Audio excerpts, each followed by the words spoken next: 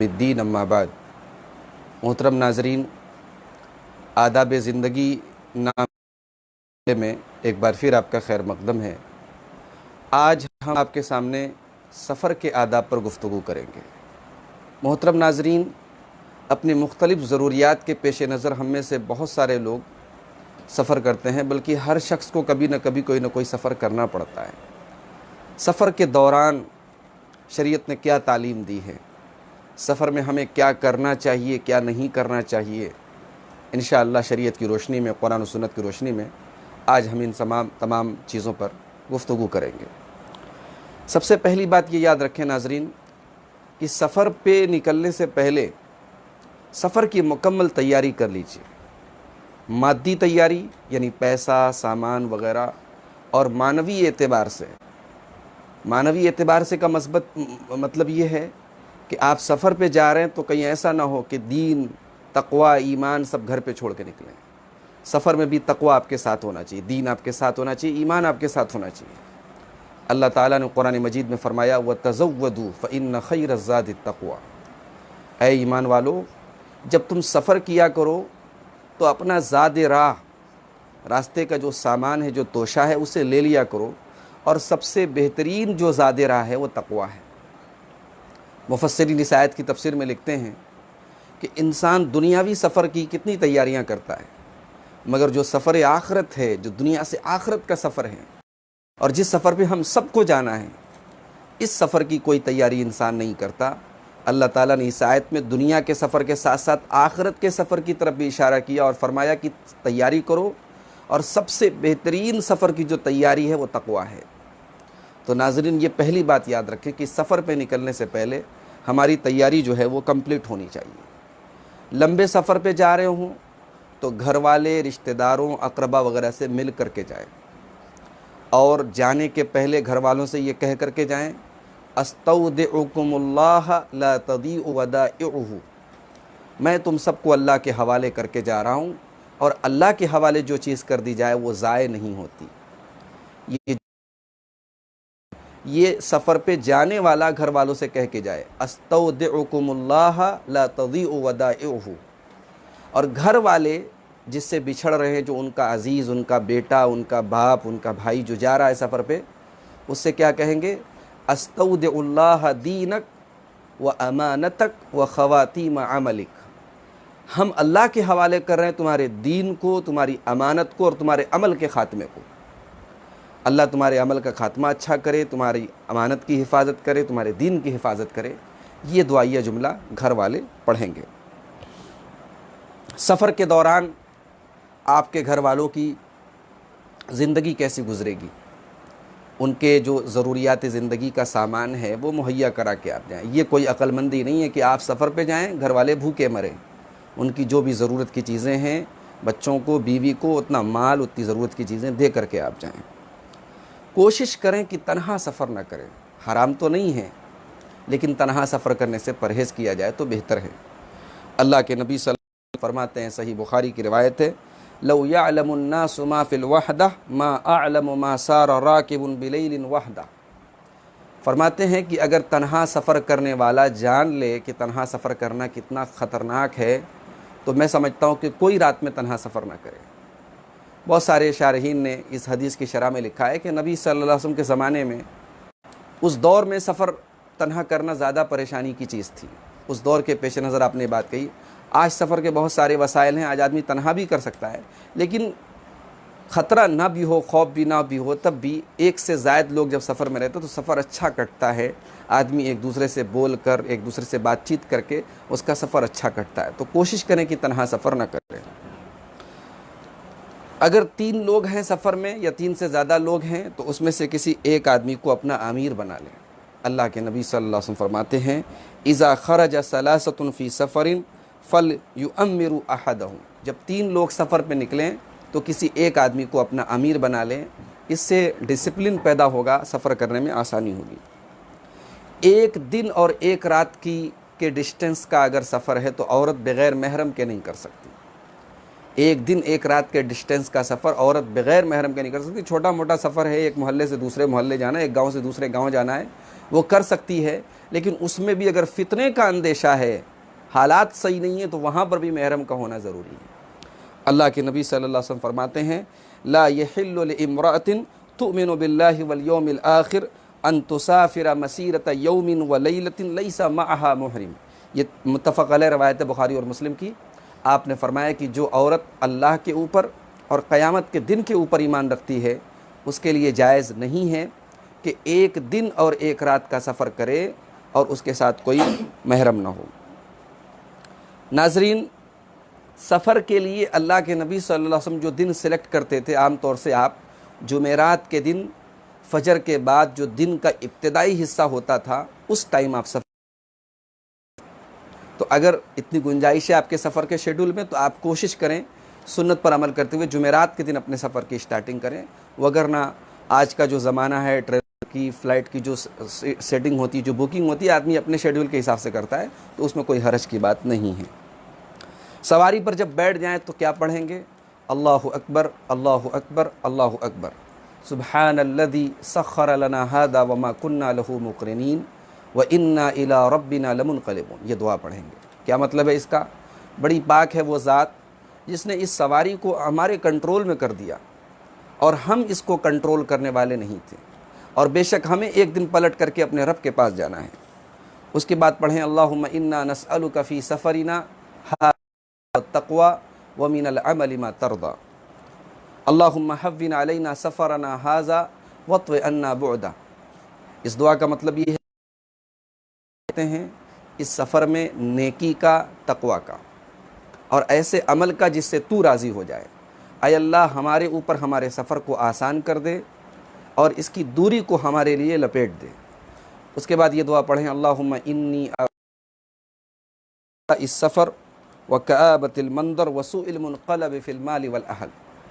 اے اللہ میں تیری پناہ چاہتا ہوں سفر کی تھکاوٹ سے، برے منظر سے، اور جب میں لوٹ کر کے آؤں تو گھر والوں کے اندر اور اپنے مال کے اندر کوئی برا منظر دیکھوں، اس سے بھی میں تیری پناہ چاہتا ہوں. تو یہ بڑی جامع دعا ہے. یہ دعائیں آپ سفر میں نکلنے کے ٹائم، سواری پر بیٹھنے کے ٹائم یہ دعائیں ضرور پڑھیں. انشاءاللہ یہ سفر کے دوران اللہ تعالیٰ ان دعاؤں کی بدولت آپ کی حفاظت کرے گا. سفر سے جب واپس آئیں تو کیا پڑھیں گے؟ آئبون تائبون عابدون لربنا حامدون.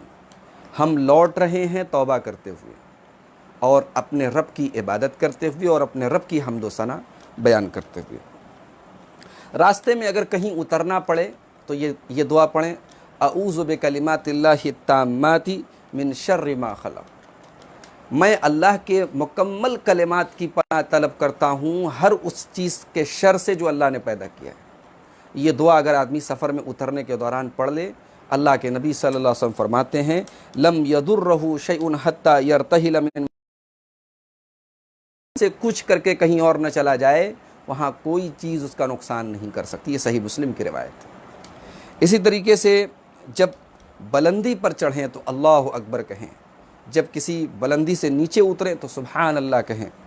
یہ اللہ کے رسول صلی اللہ علیہ وسلم کی سنت ہے. کسی گاؤں میں اگر داخل ہوں، کسی قریہ میں اگر داخل ہوں تو یہ دعا پڑھیں اللہم رب السماوات السبع وما اطللنا ورب الریاح وما زرعنا اسألک خیر هذه القریہ وخیر اہلها واعوذ بک من شرها وشر اہلها وشر ما فیہا. یہ مستدرک حاکم کے اندر یہ دعا موجود ہے صحیح سند سے. اللہ کے پیارے رسول صلی اللہ علیہ وسلم جب کسی قریہ میں، کسی گاؤں میں جاتے تھے یہ دعا پڑھتے تھے. کیا مطلب ہے اس دعا کا؟ اللہم رب السماوات السبع، اے ساتوں آسمانوں کے رب، وما اطللنا، اور ساتوں آسمانوں نے جن چیزوں کو کور کیا یعنی پوری کائنات، ان کے رب، ورب الریاح، اور ہواؤں کے رب، وما زرعنا، اور ہوائیں جتنی چیزوں کو اڑاتی ہیں ان کے رب، اسألک خیر هذه القریہ، اے اللہ میں تجھ سے سوال کرتا ہوں اس گاؤں کی بھلائی کا، وخیر ما فیہا، اور اس گاؤں کے اندر جتنی بھلائی ہے اس کا، اعوذ بک من شرہا وشر اہلہا وشر ما فیہا، اور اس گاؤں کے اندر اگر کوئی برائی ہے، اس گاؤں والوں کے اندر کوئی برائی ہے، ان تمام برائیوں سے میں تیری پناہ طلب کرتا ہوں. میرے بھائیوں، کثرت دعا کریں سفر میں. مسافر کی دعا اللہ تعالیٰ رد نہیں کرتا. اللہ کے پیارے نبی صلی اللہ علیہ وسلم فرماتے ہیں ثلاث دعوات مستجابات، 3 لوگوں کی دعا اللہ تعالیٰ ضرور قبول کرتا ہے۔ کون ہیں 3 لوگ؟ آپ نے فرمایا دعوت الوالد، اولاد کے حق میں یا اولاد کے خلاف والد کی دعا، و دعوت المسافر، اور مسافر کی دعا، و دعوت المظلوم، اور مظلوم کی دعا۔ یہ 3 دعائیں اللہ تعالیٰ لوٹاتا نہیں ہیں۔ سفر کے دوران اگر کہیں رات گزارنی پڑ جائے تو احتیاط کریں، ایسی جگہ رات نہ گزارے جہاں رات گزارنا مناسب نہ ہو، جہاں کسی قسم کا رسک ہو، خطرہ ہو۔ اللہ کے نبی صلی اللہ علیہ وسلم فرماتے ہیں، صحیح مسلم کی روایت ہے، اذا سافرتم فی الخصب، کرو ایسی جگہ جہاں ہریالی ہے، فاعطوا الابل حظها، تو اونٹوں کو ان کا حق دو، یعنی ہریالی پر سے بہت تیزی سے نہ گزرو کہ ہریالی خراب ہو جائے اور اونٹوں کا نقصان ہو جائے۔ وَإِذَا سَافَرْتُمْ فِي السَّنَةِ، اور جب سوکھی زمین سے گزرو، فَبَادِرُوا بِهَا نِقْيَهَا، تو جلدی جلدی گزرو تاکہ اونٹوں کے چلنے میں آسانی ہو اور ان کی طاقت ختم نہ ہو جائے۔ وَإِذَا عَرَّسْتُمْ، اور جب تم کہیں پڑاؤ ڈالو، کہیں اسٹے کرو، فَاجْتَنِبُوا الطَّرِيقَ، تو راستے میں آرام مت کرو، راستے میں پڑاؤ مت ڈالو۔ فَإِنَّهَا طُرُقُ الدَّوَابِّ وَمَأْوَى الْحَوَامِّ بِاللَّيْلِ، اس لیے کہ راستہ جو ہوتا ہے وہ جنگلی جو جانور ہوتے ہیں یا زہریلے جو کیڑے مکوڑے ہوتے ہیں ان کی گزرگاہ ہوتا ہے۔ تو کنارے، اگر تم راستے میں کہیں رکنا پڑا، پڑاؤ ڈالنا پڑا، تو کنارے، آپ کار سے جا رہے ہیں، ہائی وے پہ جا رہے ہیں، کنارے گاڑی لگا لیجئے اور آرام کیجئے، یا اگر کہیں جگہ ہے تو وہاں ٹھہریے۔ اس حدیث میں اشارہ کیا گیا کہ رات کہیں گزاری جائے تو احتیاط سے کام لیا جائے۔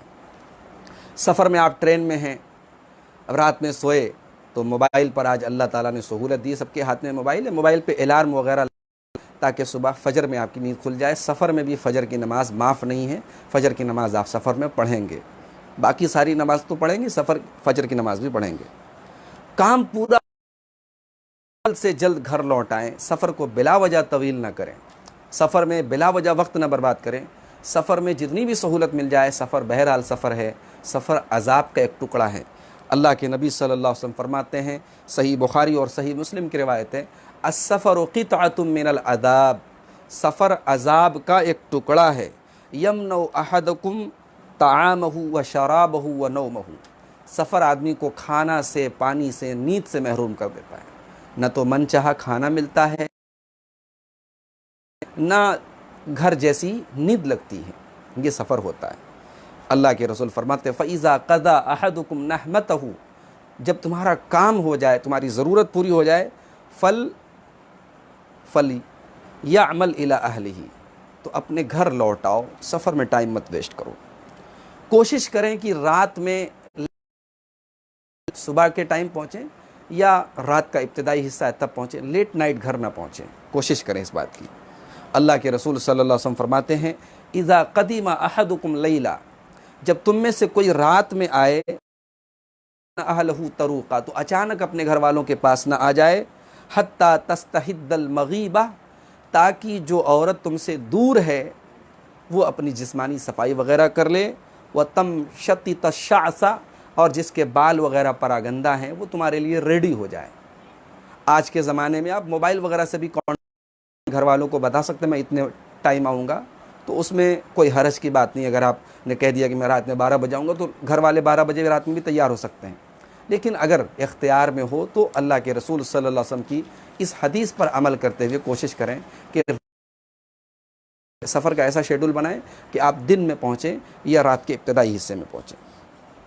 سفر سے واپسی پر مسجد میں آ کر کے 2 رکعت نفل نماز پڑھنا صلی اللہ علیہ وسلم کی سنت ہے۔ حضرت کعب بن مالک کہتے ہیں ان النبی صلی اللہ علیہ وسلم کان اذا قدم من سفر ضحی، اللہ کے نبی صلی اللہ علیہ وسلم جب سفر سے لوٹتے تھے اور چاشت کا ٹائم ہوتا تھا، چاشت کا ٹائم ظہر کے پہلے کا جو صبح یعنی زوال کے پہلے کا جو ٹائم ہوتا ہے وہ چاشت کا ٹائم ہوتا ہے، اس ٹائم جب آپ پہنچتے تھے فصلی رکعتین قبل ان یجلس، تو آپ صحابہ کے سامنے بیٹھنے کے پہلے مسجد میں آ کر کے 2 رکعت نماز پڑھتے تھے۔